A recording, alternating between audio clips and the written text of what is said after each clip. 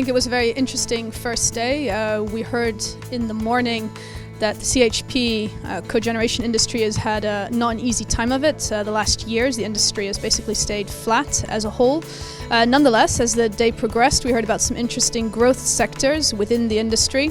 So commercial CHP in particular, small industrial CHP, and also renewable CHP. There were three areas that stood out. I think there were a lot of repeated calls for a stable, strong, but especially a stable policy framework going forward if the industry is to expand in future. One particular challenge that came up, there was a lot of discussion about the rules and regulations around self-consumption. So if you produce your own energy and you use that yourself, some countries are introducing charges for that now. And when we're talking about embedded CHP in buildings, for example, this becomes very relevant. So that's one industry, I guess, that's one theme, I guess, where we'll see a lot more debate in future. Some of the other opportunities that delegates raised and talked about were the scope for cogeneration to provide flexibility services, so system services to the energy system. That seems to be an area with potential for the future. We also heard about innovation, for example, fuel cell micro CHP, and that's something again with potential for the future.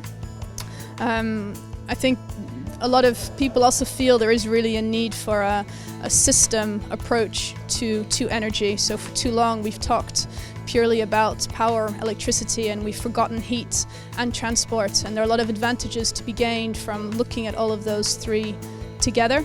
The energy efficiency agenda is gaining fresh momentum in Brussels, and that's also an opportunity for CHP.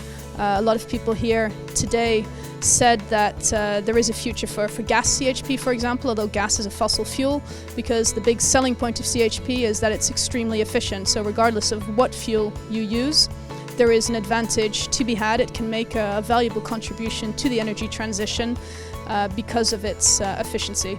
Some people will have different views on that and would call for a much clearer drive and ultimately a full switch to renewables. But that's not within the industry what we heard here today.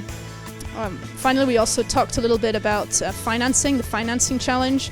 I think we heard that there are opportunities, particularly from the private sector, through the European Investment Bank, for example, to get some of the money flowing into cogeneration that it would need moving forward to develop some of these emerging growth opportunities like micro CHP, for example.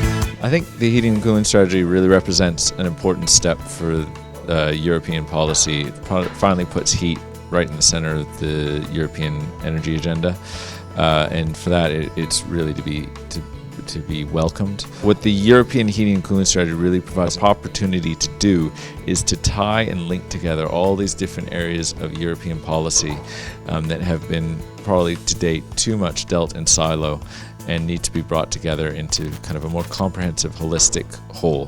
For cogeneration, that system approach is absolutely key. It solves each of the areas of the trilemma: security, supply, decarbonization, and affordability.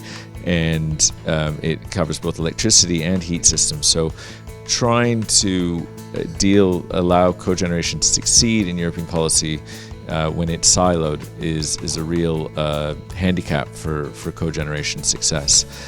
So that's the opportunity of the heating and cooling strategy. The key now is to actually implement it in practice. We are in a really dynamic market, and with dynamic change comes opportunity. We need to find innovative ways to really take that opportunity of the energy market.